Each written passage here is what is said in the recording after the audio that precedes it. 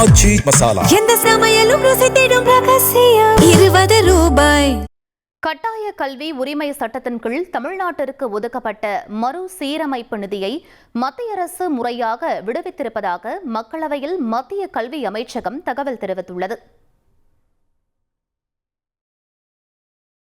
Villupuram MP Ravikumar எழுப்பிய கேள்விக்கு எழுத்துப்பூர்வமாக பதிலளித்த மத்திய கல்வித்துறை இணையமைச்சர் ஜெயந்த் சௌத்ரி தமிழ்நாட்டிற்கு ஒதுக்கப்பட்ட RTE நிதியின் அதிகாரப்பூர்வ தரவுகளை வெளியிட்டார்.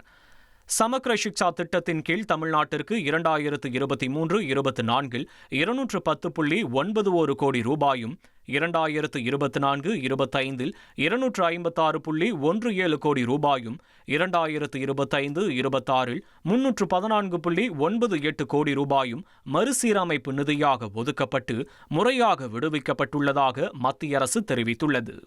கட்டாய கல்வி உரிமை சட்டத்தின்படி 25% இடங்களை நலிவடைந்த பிரிவினருக்கு ஒதுக்குவதும் அதற்கான நிதியை வழங்குவதும் சம்பந்தப்பட்ட மாநில அரசின் பொறுப்பு என மத்திய அரசு தெரிவித்துள்ளது.